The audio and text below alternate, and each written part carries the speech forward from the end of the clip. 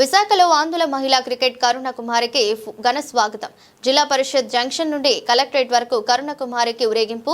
కలెక్టరేట్లో కరుణ కుమారిని ఘనంగా సన్మానించిన జిల్లా కలెక్టర్ ఎంఎన్ హరేంద్ర ప్రసాద్. కరుణ కుమారికి ₹1,00,000 బహుకరించిన జిల్లా collector MN Harendra Prasad comments. అంతర్జాతీయ క్రికెట్లో ఆడి గెలుపులో కీలక పాత్ర పోషించిన కరుణ కుమారికి అభినందనలు తెలిపారు.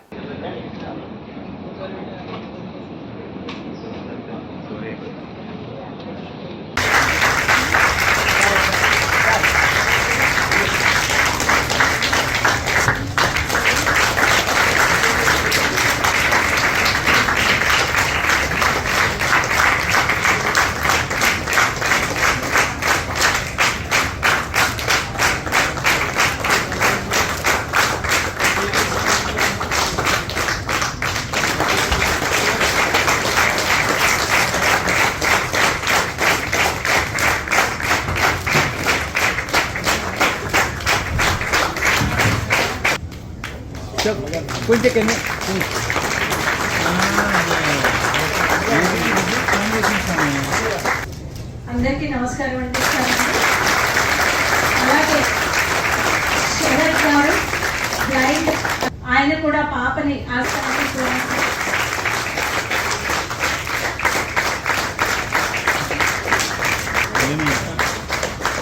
ఆనర్ఫుల్ సీఎం గారు ఇచ్చినటువంటి తీసుకోవాలనుకుంటున్నారు సార్. తమ చేతుల మీదుగా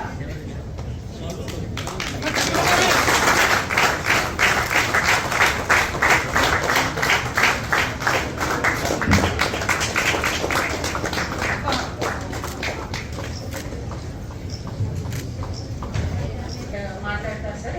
సందేశం ఇస్తారు. ఏఈలో నా పిహెచ్డీ చేశాను. By birth blind. అలాగే present cricket for the blind Andhra Pradesh state ప్రెసిడెంట్గా ఉన్నాను అనమాట.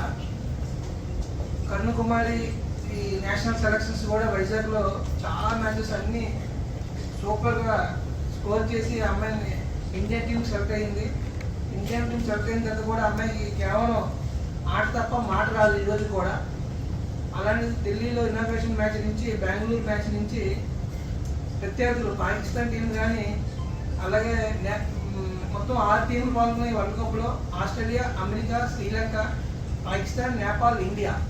ప్రతి టీం కూడా స్పెషల్గా కరుణ కుమారిని కాన్సన్ట్రేషన్ చేసేవారు. అమ్మాయిని ఎలాగా కట్టడి చేయాలని చేసేవారు. ప్రతి మ్యాచ్ సెమీఫైనల్స్లో కూడా అమ్మాయి key player of the Indian team అయింది. సెమీఫైనల్స్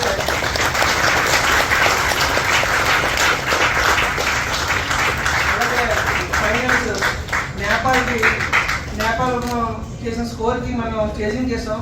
చేజింగ్లో 42 రన్స్ అవ్వలేదుగా ఒక్క బాల్ వేస్ట్ చేయకుండా అది 2 ఆస్కారం లేకుండా ఫైనల్స్ కప్ ఇండియా చేపట్టింది. శ్రీలంక ప్రధానమంత్రి గారు ప్రత్యేకంగా ప్రైమ్ మినిస్టర్ ఆఫ్ శ్రీలంక ఆ రోజు చీఫ్ గెస్ట్ కప్ ప్రజెంట్ చేస్తూ మన అమ్మాయిని హత్య చేస్తున్నారు. నరేంద్ర మోడీ గారు అయితే కరుణ కుమార్ని వదిలిపెట్టలేదు. అలాగే రాష్ట్రపతి గారు అవుట్ ఆఫ్ ఢిల్లీ ఉన్న ఇమ్మీడియట్గా ప్లేయర్స్ని కన్సర్న్ మేనేజ్మెంట్ రిక్వెస్ట్ చేసి she came to Delhi and special time ఇచ్చారు మేడం గారు మొత్తం అందరికి, పిల్లలందరికీ. నిన్న మన స్టేట్ సీఎం గారు మై గాడ్ ఆఫ్టర్ 6 ఇయర్స్ మళ్ళీ హ్యాండిక్యాప్ డే జరుపుకున్నాం. సీఎం గారు వచ్చారు యాజ్ పర్ రికార్డ్. ఆయన పిల్లలకి మంచి ఒక ఇల్లుని ప్రకటించారు, పిల్లలకి మంచి ప్రోత్సాహం ప్రకటించారు.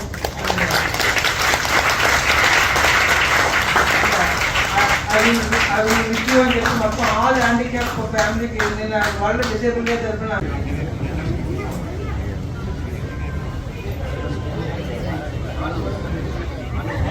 పర్లేదు ఫోన్ పెట్టండి.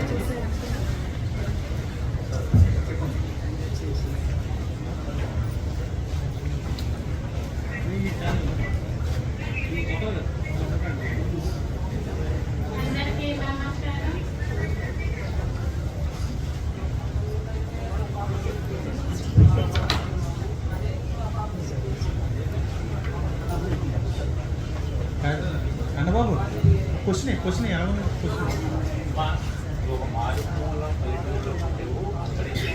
తర్వాత చదువుకోవడానికి ఈ స్థాయికి అంటే వైజాగ్ రావడం జరిగింది. సాగర్నగర్లో ఉన్నటువంటి ఆలోచన ఇప్పుడు క్రికెట్లో భారతదేశంలోనే నేను జరిగిన స్థాయికి వెళ్ళావు. ఎలా అనిపిస్తుంది అసలు?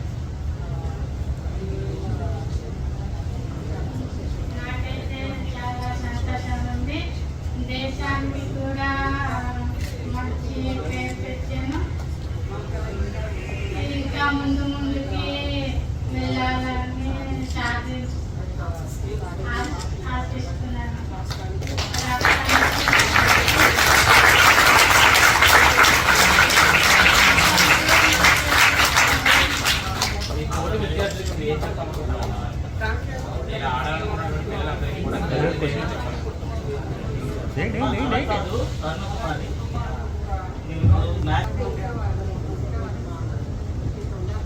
బ్యాట్స్మెన్ బౌలర్ నన్ను బాగా చూసుకున్నారు. నాతో కూడా చాలా కలిసిమెలిసి ఉండేవారు. అంటే మీరు ఎక్కువ బ్యాటింగ్ చేసే వల్ల బౌలింగ్ చేస్తుంటారా? బ్యాటింగ్ చేస్తారు. బ్యాటింగ్ మీ ప్రాక్టీస్ అంతా ఎక్కడ జరిగిందన్న? ఏ స్టేడియంలో ఇక్కడ కోచ్ ఎవరు? కోచ్ చందు ఇక్కడ ప్రాక్టీస్ అంతా ఎక్కడ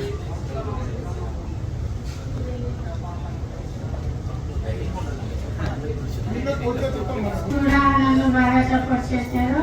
అలాగే టీచర్స్ వాళ్ళు కూడా నువ్వు గెలిచేసి రాష్ట్రానికి దేశానికి మంచి పేరు తెస్తావని, మేము ఎప్పటికీ నీకు తోడుకుంటామని అన్నారు. అలాగే స్కూల్లో నా ఫ్రెండ్స్ వాళ్ళు కూడా చాలా సపోర్ట్ చేశారు. టీచర్ వాళ్ళు కూడా చాలా సపోర్ట్గా వెనకాల ఉన్నారు. అలాగే అజయ్ సార్ కోచింగ్ ఇవ్వడం, Sharath sir teacher ma'am, Sharath sir కూడా సపోర్ట్ బాగా చేశారు. క్రికెట్ ఆడాలని ఎందుకు అనిపించింది? అసలు క్రికెట్లో ఇంట్రెస్ట్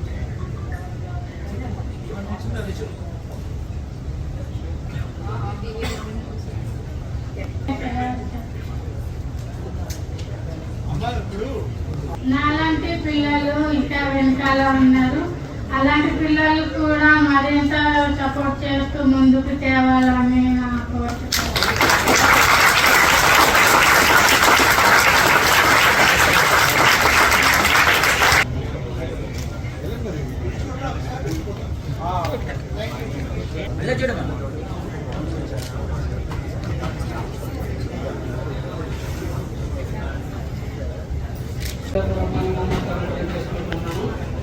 నా పేరు పాంగి రాంబాబు.